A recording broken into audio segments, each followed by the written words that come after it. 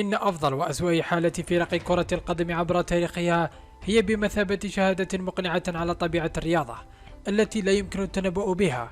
وفي أفضل أوقاتها حققت هذه الفرق المجد وفازت بالبطولات ونالت إعجاب الجماهير في جميع أنحاء العالم. على العكس من ذلك، في أحلك أوقاتهم واجهوا صراعات، بدءا من معارك الهبوط إلى الأزمات المالية، مما يمثل اختبارا لمرونة كل من اللاعبين والمشجعين. لذلك قمنا أعزائنا المشاهدين في هذا الفيديو بوضع قائمة لجميع المنتخبات كرة القدم العربية حسب أسوأ وأفضل تصنيف لها من قبل الاتحاد الدولي لكرة القدم فيفا.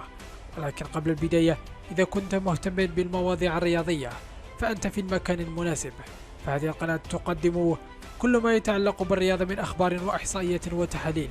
لذا لا تنسى الإعجاب بالفيديو لنعرف عدد المهتمين، واشترك بالقناة لتتواصلوا بكل جديدنا. وبدون إطالة فلننطلق لقائمتنا. في المركز 22 منتخب جيبوتي، أسوأ تصنيف المركز 207 عالميا في أبريل 2015، وأفضل تصنيف المركز 169 عالميا في ديسمبر 1994. كان أعلى تصنيف عالمي للفيفا حققه المنتخب جيبوتي لكرة القدم هو المركز 169، وهو المركز الذي وصل إليه في ديسمبر 1994. وكان هذا الترتيب انعكاسا تطورهم في كرة القدم الدولية على الرغم من التحديات المختلفة. ومن ناحية أخرى، كان أدنى تصنيف له في فيفا هو المركز 207. في المركز 21 منتخب الصومال، أسوأ تصنيف المركز 207 عالميا في أبريل 2018، وأفضل تصنيف المركز 158 عالميا في أبريل 1995. كان أعلى تصنيف عالمي للفيفا حققه المنتخب الصومالي لكرة القدم هو المركز 158 عالميا، وهو المركز الذي وصل إليه في يوليو 1995. ويعكس هذا الترتيب جهودهم في كرة القدم الدولية على الرغم من التحديات المختلفة. ومن ناحية أخرى، كان أدنى تصنيف لهم في الفيفا هو المركز 207. في المركز 20 منتخب جزر القمر، أسوأ تصنيف المركز 207 عالميا في ديسمبر 2006، وأفضل تصنيف 126 عالميا في 2022. كان أعلى تصنيف عالمي للاتحاد الدولي لكرة القدم حققه منتخب جزر القمر لكرة القدم هو المركز 126، وهو المركز الذي وصل إليه في يوليو 2019. وكان هذا التصنيف بمثابة شهادة على تقدمهم وتحسن أدائهم في المسابقات الدولية. ومن ناحية أخرى، كان أدنى تصنيف له في فيفا هو المركز 207. في المركز 19 منتخب اليمني، أسوأ تصنيف المركز 186 عالميا في فبراير 2014، وأفضل تصنيف المركز 90 عالميا في أغسطس 1993. كان أعلى تصنيف عالمي للفيفا حققه المنتخب اليمني لكرة القدم هو المركز 90، وهو المركز الذي وصل إليه في أغسطس 1993. وكان هذا الترتيب انعكاسا لنجاحهم النسبي في المسابقات الإقليمية وجهودهم في كرة القدم الدولية.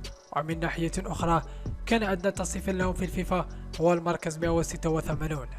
في المركز 18 منتخب لبنان، أسوأ تصنيف المركز 161 عالميا في يوليو 2022، وأفضل تصنيف المركز 81 عالميا في نوفمبر 2018. كان أعلى تصنيف عالمي للفيفا حققه المنتخب اللبناني لكرة القدم والمركز 81، وهو المركز الذي وصل إليه في يوليو 2018. وكان هذا الترتيب انعكاسا لجهودهم وتحسين أدائهم في المسابقات الدولية. من ناحية أخرى، كان أدنى تصنيف لهم في الفيفا هو المركز 161. في المركز 17 منتخب موريتانيا، أسوأ تصنيف المركز 206 عالميا في نوفمبر 2012، وأفضل تصنيف المركز 81 عالميا في يوليو 2017. كان أعلى التصنيف العالمي للاتحاد الدولي لكرة القدم حققه المنتخب الموريتاني لكرة القدم وهو المركز 81، وهو المركز الذي وصل إليه في يوليو 2017. في المركز 16 منتخب السودان، أسوأ تصنيف المركز 164 عالميا في يوليو 2017، وأفضل تصنيف المركز 74 عالميا في ديسمبر 1996. كان أعلى تصنيف عالمي للفيفا حققه المنتخب السوداني لكرة القدم هو المركز 74 عالميا، وهو المركز الذي وصل إليه في ديسمبر 1996. وكان هذا التصنيف بمثابة شهادة على إنجازاتهم في المسابقات الدولية وأدائهم على أرض الملعب. في المركز الخامس عشر منتخب فلسطين، أسوأ تصنيف المركز 191 عالميا في أبريل 1999، وأفضل تصنيف المركز الثالث والسبعون عالميا في فبراير 2018. كان أعلى تصنيف عالمي للفيفا حققه المنتخب فلسطين لكرة القدم هو المركز الثالث والسبعون، وهو المركز الذي وصل إليه في يوليو 2018.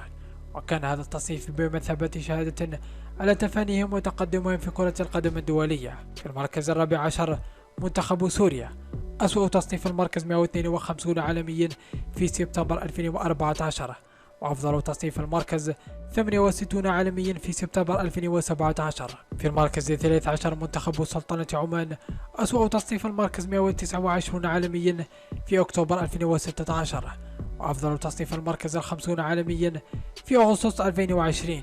في المركز الثاني عشر منتخب البحرين، أسوأ تصنيف المركز 139 عالميا في مارس 2000، أفضل تصنيف المركز 44 عالميا في سبتمبر 2004. في المركز الحادي عشر منتخب الإمارات، أسوأ تصنيف المركز 138 عالميا في يناير 2012، وأفضل تصنيف المركز 42 عالميا في نوفمبر 1998. كان أعلى تصنيف عالمي للاتحاد الدولي لكرة القدم حققه منتخب الإمارات العربية المتحدة لكرة القدم هو المركز 42، وهو المركز الذي وصل إليه في أبريل 1998. وكان هذا التصنيف بمثابة شهادة على نجاحهم في المسابقات الإقليمية. في المركز العاشر المنتخب القطري، أسوأ تصنيف المركز 113 عالميا في نوفمبر 2010، وأفضل تصنيف المركز 42 عالميا في أغسطس 2021. في المركز التاسع منتخب العراق، أسوأ تصنيف المركز 139 عالميا في يوليو 1996، وأفضل تصنيف المركز 39 عالميا في أكتوبر 2004. في المركز الثامن منتخب الأردن، أسوأ تصنيف المركز 152 عالميا في يوليو 1996، وأفضل تصنيف المركز 37 عالميا في أغسطس 2004. في المركز السابع منتخب ليبيا، أسوأ تصنيف المركز 187 عالميا في يوليو 1997، وأفضل تصنيف المركز 36 عالميا في سبتمبر 2012. في المركز السادس الكويت، أسوأ تصنيف المركز 189 عالميا في ديسمبر 2017، وأفضل تصنيف المركز 24 عالميا في ديسمبر 1998. كان أعلى تصنيف عالمي للفيفا حققه المنتخب الكويتي لكرة القدم هو المركز 24، وهو المركز الذي وصل إليه في عام 1998. وكان هذا الترتيب انعكاسا لنجاحاتهم السابقة في مسابقات الإقليمية والمشاركة في بطولات دولية، وعلى عكس من ذلك كان أدنى تصنيف لهم في الفيفا هو المركز 189. في المركز الخامس منتخب السعودية، أسوأ تصنيف المركز 126 عالميا في سنة 2012 في ديسمبر، وأفضل تصنيف المركز 21 عالميا في يوليو 2004. كان على التصنيف العالمي للفيفا حققه المنتخب السعودي لكرة القدم هو المركز 21، وهو المركز الذي وصل إليه في يوليو 2004. وجاء هذا الترتيب في أعقاب مشاركتهم الناجحة في مختلف المسابقات الدولية، بما في ذلك كأس العالم لكرة القدم. من ناحية أخرى كان أدنى تصنيف له في الفيفا هو المركز 126. في المركز الرابع منتخب تونس، أسوأ تصنيف المركز 65 عالميا في يوليو 2010، وأفضل تصنيف المركز 14 عالميا في أبريل 2018. في المركز الثالث المنتخب الجزائري، أسوأ تصنيف المركز 103 عالميا في يوليو 2008، وأفضل تصنيف المركز 14 عالميا في أكتوبر 2014. كان على تصنيف عالمي حققه المنتخب الجزائري لكرة القدم هو المركز 14، والذي وصل إليه في أكتوبر 2014. وتزامن هذا التصنيف مع أدائهم الرائع في كأس العالم 2014 في البرازيل، حيث تقدموا إلى الدور 16 لأول مرة في تاريخهم. أدنى تصنيف كان المركز 103، وتم تسجيله في يوليو 2008. في المركز الثاني منتخب المغرب، أسوأ تصنيف المركز 95 عالميا في سبتمبر 2010، وأفضل تصنيف المركز 10 عالميا في ديسمبر 2022. أعلى تصنيف عالمي للفيفا حققه المنتخب المغربي لكرة القدم كان في المركز العاشر، وهو المركز الذي وصل إليه في أبريل 1998، وكان هذا التصنيف المرتفع نتيجة لأدائهم القوي في المسابقات الدولية، وفي ذلك كأس العالم لكرة القدم بقطر التي تأهلت فيها لأول مرة في تاريخها وتاريخ العرب للمربع الذهبي. وعلى عكس من ذلك كان أدنى تصنيف لهم في فيفا هو المركز الخامس والتسعون، وتم تسجيله في سبتمبر 2010. أخيرا في المركز الأول منتخب مصر، أسوأ تصنيف المركز الخامس والسبعون عالميا في مارس 2013، وأفضل تصنيف المركز التاسع عالميا في يوليو 2010. كان أعلى تصنيف عالمي للفيفا حققه المنتخب المصري لكرة القدم وهو المركز التاسع، وهو المركز الذي وصل إليه في يوليو 2010، وكان هذا التصنيف الرائع انعكاسا لنجاحاتهم المستمرة في المسابقات الإفريقية وخاصة كأس الإفريقية. ومن ناحية أخرى كان أدنى تصنيف لهم في الفيفا هو المركز الخامس والسبعون الذي تم تسجيله في مارس 2013.